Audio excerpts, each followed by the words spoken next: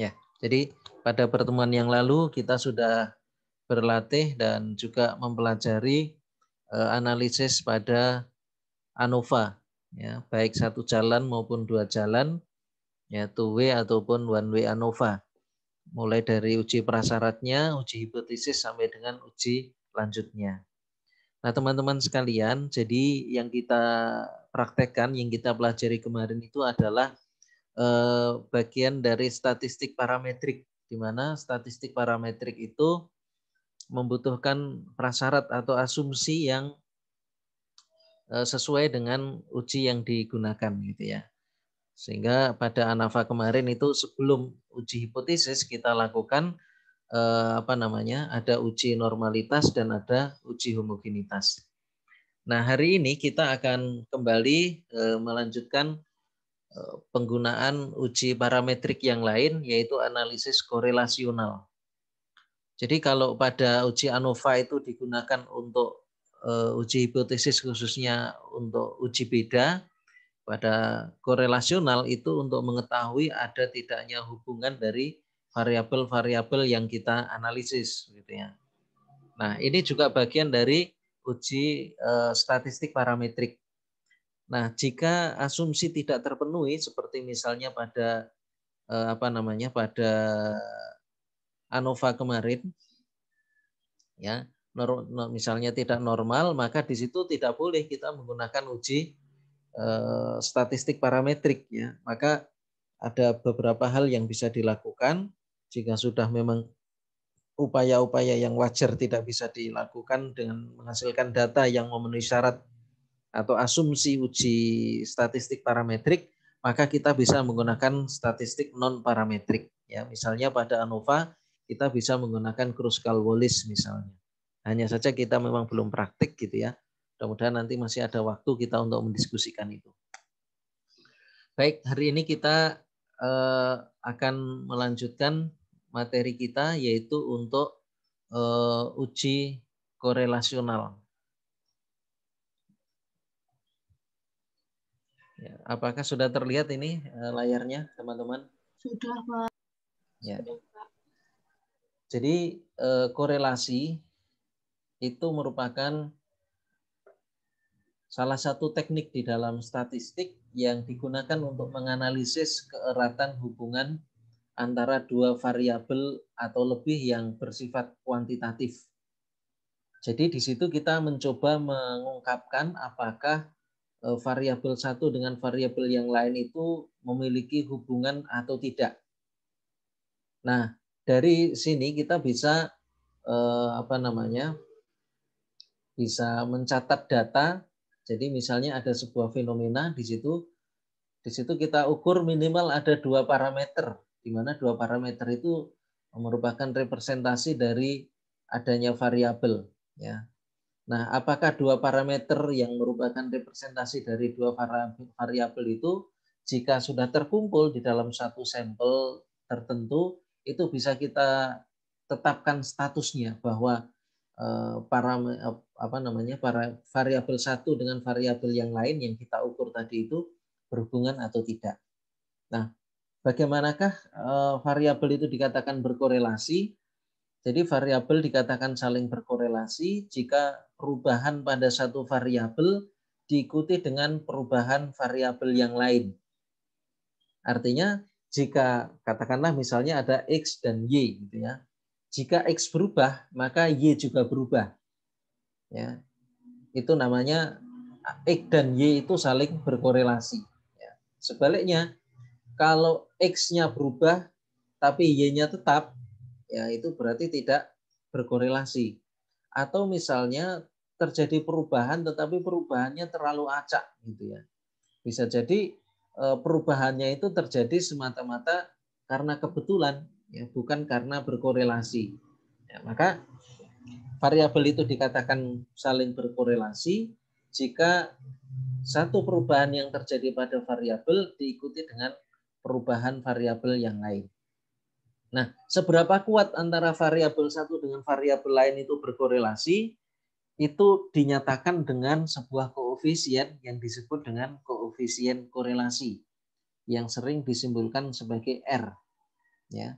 Jadi kuat lemahnya hubungan korelasi itu dinyatakan dengan koefisien korelasi yang disimbolkan dengan R. Nah, umumnya kita menggunakan beberapa kategori tentang kuat lemahnya hubungan, akan tetapi sekali lagi itu nanti akan sangat tergantung dari berapa banyak ulangan atau sampel yang kita gunakan, gitu ya. Nah, ini patokan secara umum bisa kita gunakan ini misalnya antara 0 sampai 0,2 itu sangat rendah, kemudian 0,2 sampai 0,4 itu rendah, 0,4 sampai 0,6 itu sedang, 0,6 sampai 0,8 kuat, dan 0,8 sampai dengan 1 itu sangat kuat. Nah, teman-teman sekalian, koefisien korelasi itu nilainya antara min 1 sampai dengan positif 1. Ya, antara min 1 sampai dengan positif 1. Nah, nilai min itu menggambarkan adanya arah hubungannya. Jadi kalau nilainya positif, maka berarti hubungannya bersifat positif. Artinya apa? Katakanlah tadi kita punya variabel X dengan variabel Y. Kalau X-nya naik, Y-nya berubah dan berubahnya juga ikut naik. Itu namanya berkorelasi positif. Jadi setiap kali X itu bertambah, maka Y juga bertambah. Nah, sebaliknya bisa jadi ada sebuah bentuk hubungan X-nya itu bertambah, Y-nya berubah, tapi bukan bertambah, tapi justru menjadi berkurang. Ya, jadi X bertambah, Y-nya berkurang. Maka itu korelasinya adalah negatif, gitu ya. Nah, hubungan yang paling sempurna itu terjadi pada hubungan antara dua variabel yang nilai koefisiennya sempurna, berarti positif 1 atau negatif 1. Ya. Kalau positif 1 itu berarti sempurna hubungan positifnya, kemudian kalau negatif 1 sempurna hubungan negatifnya. Nah, korelasi positif artinya meningkatnya variabel 1 diikuti dengan meningkatnya variabel yang lain. Nah, sebaliknya jika sebuah variabel meningkat dan diikuti dengan menurunnya variabel yang lain, maka korelasinya negatif. Nah, teman-teman sekalian, di dalam kita melakukan penelitian, data yang kita dapati itu beragam, ya, tergantung dari karakteristik dari data yang kita amati, penelitian yang kita lakukan. Nah, hubungan yang terjadi di antara dua variabel atau lebih itu bisa kita cari keeratan hubungannya atau korelasinya berdasarkan jenis datanya. Kalau datanya interval atau rasio, maka koefisien korelasinya atau analisis korelasinya kita menggunakan person atau Karl person. Kalau datanya itu ordinal, maka kita menggunakan Spearman, ya, Spearman atau Kendall Tau, kemudian Gamma Somers, ya. Itu kalau datanya ordinal. Kemudian kalau datanya nominal, itu kita bisa gunakan koefisien kontingensi, kemudian Kramers V, lambda, kappa, dan seterusnya. Artinya hati-hati di dalam memilih jenis korelasi di dalam analisis korelasional, gitu ya. Perhatikan dulu jenis datanya. Baik, hari ini kita akan berlatih, ya. Contohnya ini saya sudah menyiapkan data pada tanaman padi, gitu ya. Nah, setiap kali saya menjumpai batang padi, saya ukur tingginya dalam sentimeter, ya. Ini tinggi batang padi, kemudian saya hitung jumlah butir yang ada pada batang padi itu. Ya, kemudian saya catat. Jadi ketika saya menjumpai batang padi yang pertama tingginya 55, jumlah butir padinya ada 67. Kemudian batang padi kedua 62,5 cm, ya. Kemudian jumlah butirnya ternyata ada 60 dan seterusnya. Ini merupakan data tinggi batang. Jadi ini selalu berpasangan, gitu ya, selalu berpasangan. Jadi ketika mengamati sebuah fenomena, kita amati dua parameter sekaligus. Dalam hal ini parameternya adalah tinggi batang dan jumlah butir padi yang dihasilkan. Nah, nanti teman-teman dalam berlatih bisa menggunakan pengukuran yang kemarin dilakukan. Mudah-mudahan tidak lupa mengukur variabel yang lain, tapi kalau lupa nanti bisa melakukan pengukuran ulang. Gitu ya. Ini sampai kemudian saya dapati data ke-30 atau ulangan ke-30 itu 62,5 cm, kemudian ada 65 butir padi yang ada, gitu ya.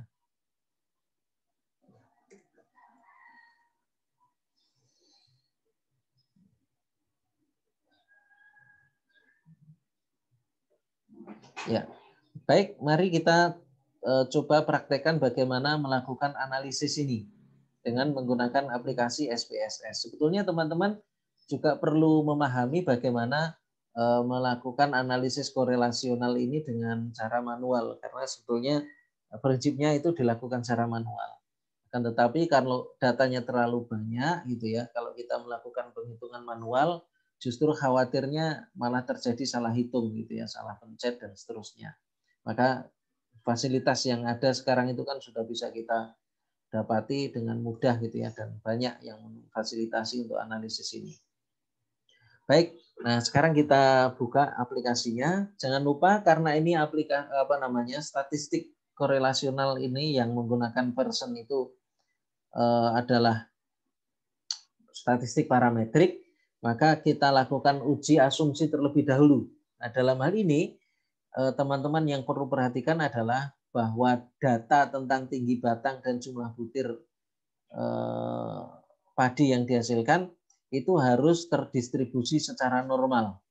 Maka nanti kita akan lakukan analisis. Yang pertama adalah normalitas dulu. Baik, kita buka dulu SPSS. Kita pakai yang 25 saja ya.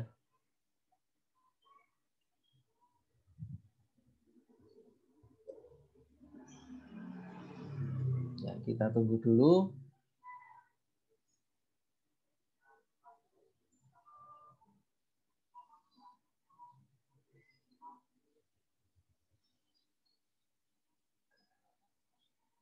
Baik, kita masukkan, kita pilih new dataset karena kita menggunakan data yang baru. Yang pertama perlu kita lakukan adalah memasukkan data tentang variabel. Maka kita klik pada variabel view. Katakanlah yang pertama variabel yang kita masukkan adalah variabel X, yang kedua adalah variabel Y. Semuanya berupa angka. Ya, tadi yang di Excel tadi ini kan berupa angka. Tinggi batang berupa angka, jumlah butir padi juga berupa angka. Maka ini jenis datanya atau tipenya adalah numerik. Kemudian ini lebarnya 8, desimalnya 2, biarkan saja tidak masalah. Kemudian labelnya ini perlu kita masukkan. Yang X itu adalah tinggi batang.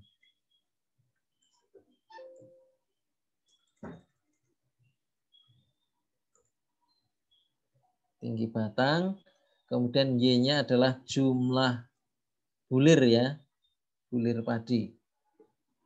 Ya. Kemudian values-nya perlu dimasukkan enggak ini? Values-nya perlu dimasukkan tidak? Halo? Perlu, Pak. Ya. Apa yang dimasukkan?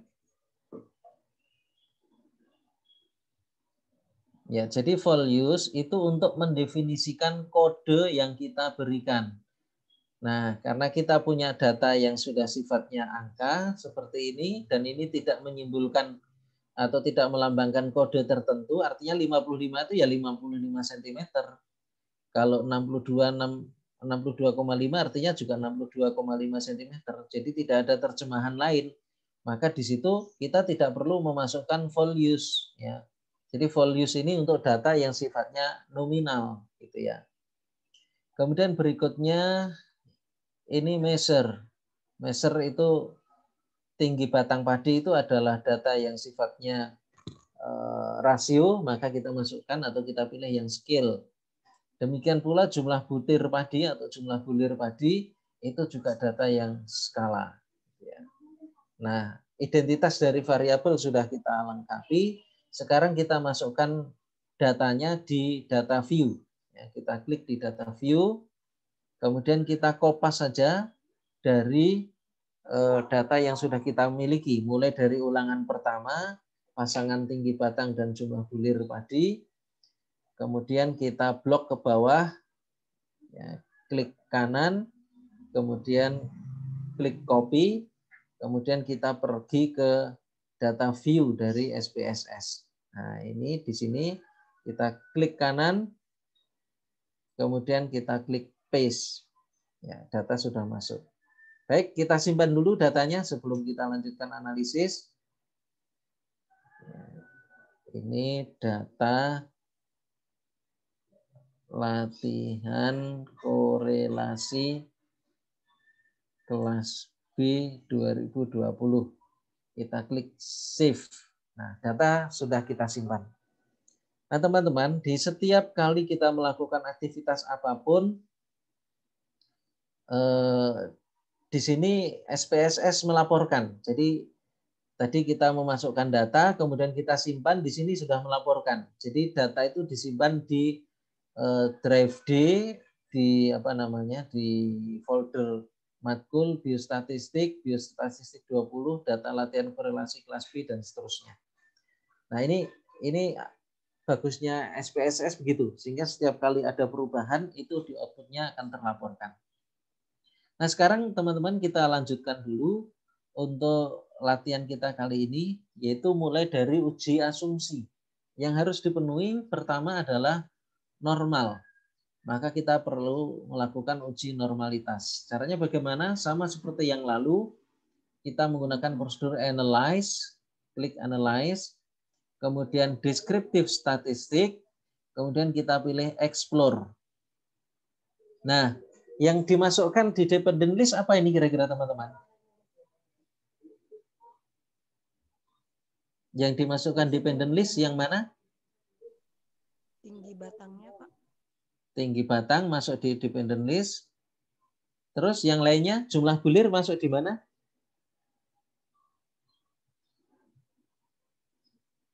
Jumlah bulir masuk di mana? Yang ini? Dependent list juga. Dependent list juga, Pak. Ya, dependent list juga. Karena dua-duanya akan kita analisis normalitasnya. Faktor listnya tidak perlu karena di situ tidak ada pengelompokan pada variabel dependent, ya, berdasarkan faktor tertentu, ya. Jadi tidak perlu kita lakukan memasukkan variabel pada factor list. Kemudian kita klik plots. Jangan lupa yang penting di sini adalah normality plots with test, kita beri tanda centang. Kemudian box plotnya kita beri none saja. Kemudian deskriptif ini tergantung tujuan kita. Kalau kita ingin melihat histogramnya, maka kita klik beri tanda centang pada histogram. Demikian pula pada stem leaf-nya. Kalau kita ingin melihat secara visual, ya, bagaimana data itu terdistribusi secara visual, deskripsinya dengan stem leaf, maka kita beri tanda centang. Kalau tidak, maka kita bisa hilangkan tanda centang ini. Artinya kita tidak perlu melihat sebaran data itu secara visual. Kalau sudah, kita klik continue. Nah, kemudian kita klik OK. Ya, kita tunggu. Normalitas biasanya lebih lama, ya, prosesnya lebih berat, gitu ya. Nah, ini kita saksikan, kita lihat di sini di outputnya. Case processing summary-nya, di sini SPSS melaporkan bahwa banyaknya data valid yang masuk ada 30 dari tinggi batang maupun jumlah butir. Kemudian karena semuanya masuk maka 100% dan tidak ada data yang hilang. Jadi semua bisa terekam dengan baik di SPSS. Kemudian ini deskripsi dari setiap variabel yang tadi kita analisis normalitasnya, mulai dari mean sampai dengan skewness dan kurtosis sebagaimana yang biasa kita lakukan itu, ya, baik pada tinggi batang maupun jumlah bulir. Nah, yang penting adalah di sini teman-teman, laporan dari uji normalitas, ya, rangkumannya ada di test of normality. Nah, nanti teman-teman kalau membuat laporan di penelitian, entah itu skripsi, tesis, dan laporan-laporan yang lain, ini tinggal di copy saja, klik kanan, nanti copy, kemudian di paste di Word, itu sudah selesai. Nah, bagaimana kita menganalisis normalitas dari variabel yang kita analisis ini? Ya, sekali lagi seperti yang biasa kita lakukan, di sini kita ada dua metode yang digunakan. Yang pertama adalah Kolmogorov-Smirnov, yang kedua adalah dengan menggunakan Safirovic. Nah, kita bisa menggunakan salah satu, ya. Bisa jadi karena satu kondisi tertentu berdasarkan Kolmogorov-Smirnov datanya tidak normal, tetapi berdasarkan Saviro dasarnya bisa menjadi normal. Ya, dasarnya adalah nilai signifikansi yang dihasilkan. Yaitu jika lebih dari 0,05 maka datanya normal, kalau kurang dari 0,05 datanya tidak normal. Nah, dalam hal ini data kita baik menurut Kolmogorov, Smirnov maupun Safirovic itu dua-duanya normal, ya. Maka kita bisa pilih salah satu, ya. Baik, ini saya kira selesai untuk uji normalitasnya. Ini visualisasi dari persebaran data berdasarkan observed value, kemudian expected normalnya yang terlihat di garis warna hitam ini. Ini tinggi batang, ya. Jadi ini cara membaca grafik output dari deskriptif statistik, ya, explore-nya tadi. Jadi observed value itu artinya data real yang kita peroleh itu letaknya ada di titik-titik ini, gitu ya, yang kelihatan jendol-jendol ini adalah observed value. Sedangkan garis hitam itu adalah expected. Ya, ini garis idealnya, gitu ya. Nah, ini kan kelihatan bagus sekali ini, ya, penyebaran datanya itu hampir mendekati garis semua. Nah, baik. Itu dulu untuk laporan normalitas. Yang penting adalah ini, ya, nilai dari nilai signifikansi baik Kolmogorov maupun Saviro. Baik, kemudian kita lanjutkan, kita lakukan analisis korelasionalnya. Kita klik analyze, kemudian kita pilih correlate, kemudian kita pilih bivariate, ya, bivariate.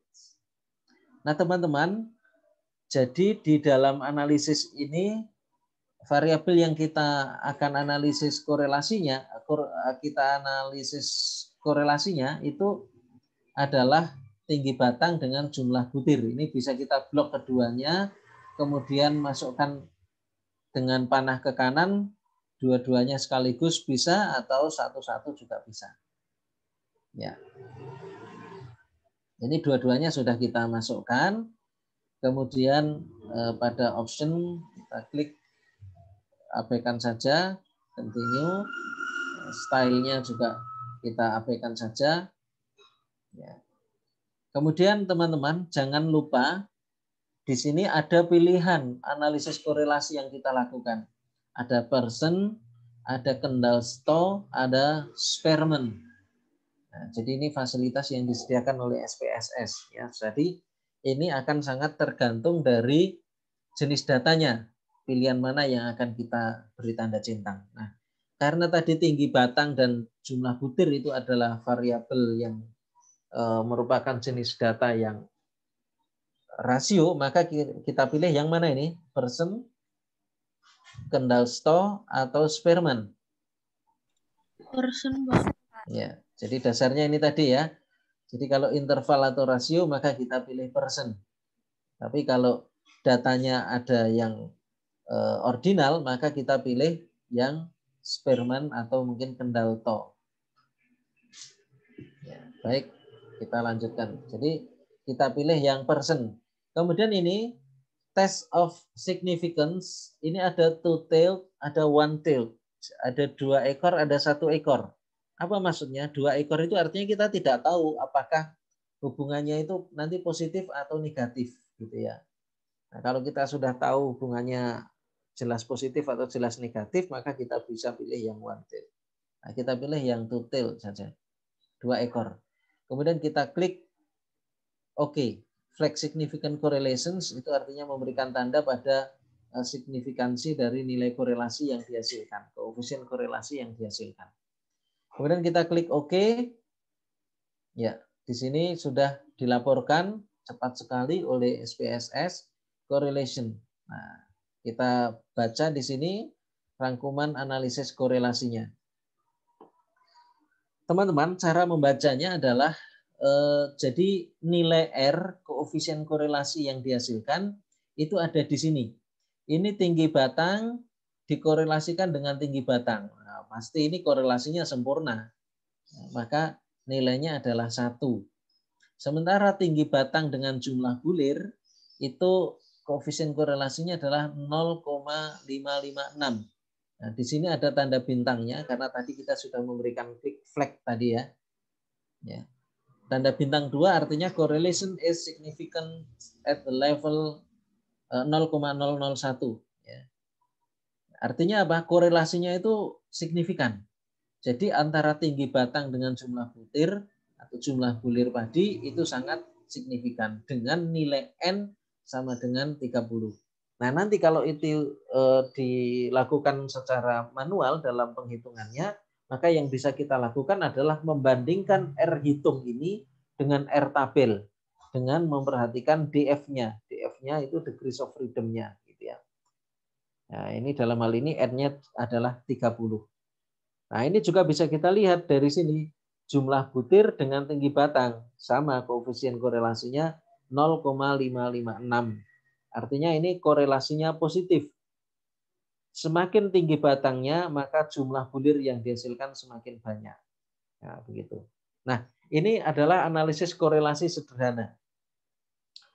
Bisa jadi dalam sebuah penelitian itu kita memasukkan lebih dari 2 variabel, teman-teman sekalian. Ya, nanti kita akan melakukan juga uji kelanjutan dari korelasi ini dengan analisis regresi. Ya, sekali lagi bisa jadi di dalam kita melakukan penelitian ada lebih dari 1 variabel yang kita cari korelasinya dengan variabel tertentu. Jadi misalnya tadi kita kan hanya menggunakan X saja. Bisa jadi suatu saat kita menggunakan X1, X2, kemudian Y. Atau bahkan X1, X2, X3 dengan Y dan seterusnya. Nah, nanti ada korelasi ganda. Ada, kalau yang ini namanya adalah korelasi tunggal. Ini sementara dulu yang kita pelajari, dan saya berharap teman-teman berlatih. Silahkan memanfaatkan data yang sudah ada atau mencari data baru. Yang penting yang harus dilakukan oleh teman-teman dalam setiap kali melakukan pengukuran, lakukan pengukuran pada 2 variabel sekaligus.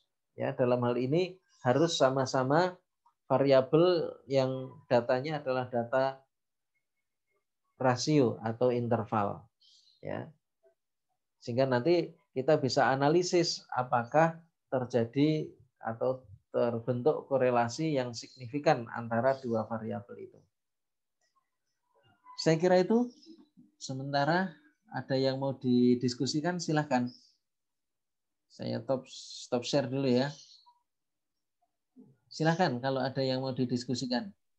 Permisi Pak, saya mau bertanya Pak. Ya, silahkan. Biasanya kan yang dipakai itu signifikansinya kan 0,05. Tadi waktu dikorelasi yang bintang 2-nya itu 0,01. Nah itu apakah mempengaruhi Pak ketika pemakaiannya diubah menjadi 0,05? Terima kasih Ya. Pak. Oke, terima kasih. Bagus sekali pertanyaannya. Jadi ini teman-teman sekalian, sebetulnya ada beberapa prosedur yang bisa kita gunakan untuk ngecek apakah korelasinya itu signifikan atau tidak, gitu ya. Yang pertama, kalau hitungan secara manual, ya, secara manual sekali lagi artinya kita hitung dengan memasukkan data satu persatu, kemudian kita hitung manual. Setelah ketemu nilai R-nya, ini nilai R-nya 0,556 ini, maka kemudian nilai R itu kita bandingkan dengan R tabel. Jadi ini namanya R hitung, kemudian R tabelnya itu kita cari di daftar nilai R, ya, berdasarkan jumlah dari ulangan atau jumlah data yang kita masukkan. Dalam hal ini 30 gitu ya. N-nya sama dengan 30 pada data kita. Nah, kemudian kita cari nilai R-nya. Kemudian kita bandingkan. Kalau R tabelnya lebih besar daripada R hitung, maka berarti korelasinya tidak signifikan. Sebaliknya, kalau R hitungnya lebih besar dari R tabel, maka korelasinya signifikan. Itu yang pertama. Kemudian yang kedua, bisa menggunakan uji T. Ya, uji T dari nilai R tabel yang kita hasilkan. Ya, kurang lebih prosedurnya Sama ya. Nah, dalam hal ini di dalam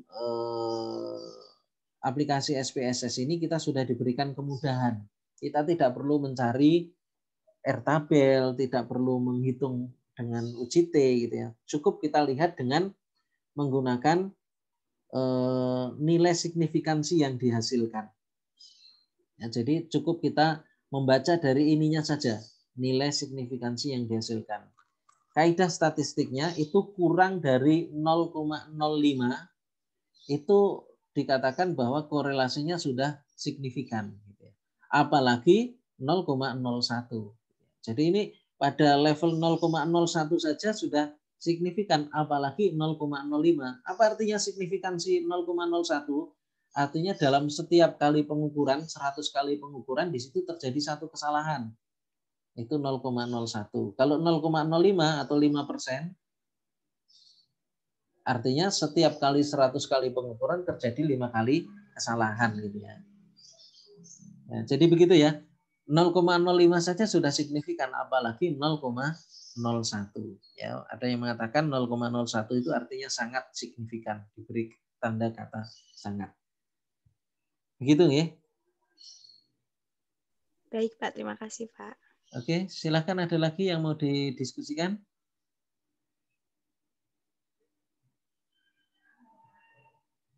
Kalau tidak, teman-teman silakan berlatih dengan menggunakan data yang ada, dikorelasikan. Kalau ada yang belum punya dua parameter sekaligus pada saat pengukuran, bisa dilakukan pengukuran ulang. Gitu ya. Kemudian saya tunggu hasilnya hari ini di Spada ya. Silahkan berlatih. Kalau ada hal-hal yang ingin ditanyakan bisa lewat WA, bisa juga lewat Spada. Begitu ya, kita akhiri dulu Zoom-nya. Selamat bekerja teman-teman. Jadi ini bukan berarti kuliahnya hanya setengah jam lebih, enggak. Jadi kuliah kita ini justru panjang gitu ya.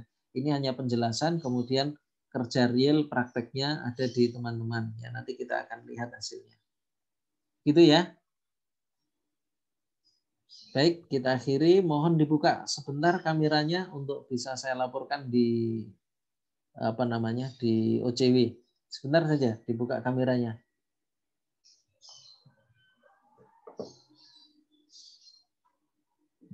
Yang belum mandi tidak apa-apa. Tidak kelihatan bau dari sini.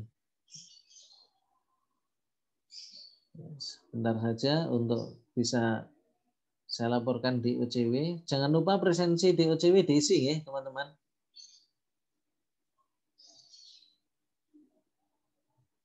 Ya, sebentar saja. Masih ada Hanifah, Hasna, Indah Nurli, Isna Kusuma.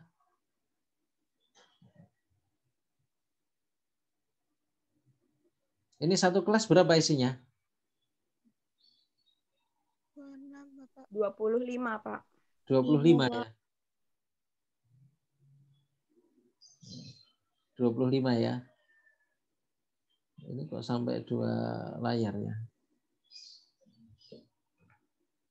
Oke, 1, 2, 3. Saya simpan dulu.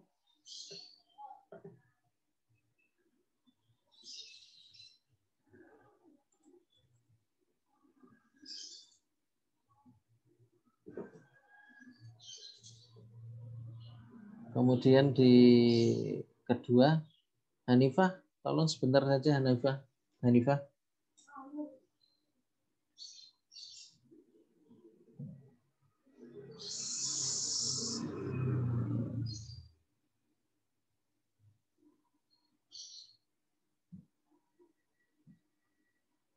Ya, oke. 1, 2, 3.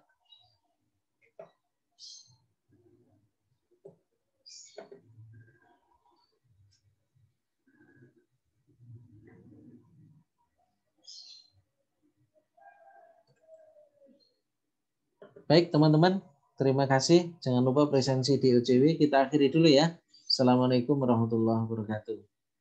Waalaikumsalam warahmatullahi wabarakatuh. Terima kasih, Pak. Oke, sama-sama.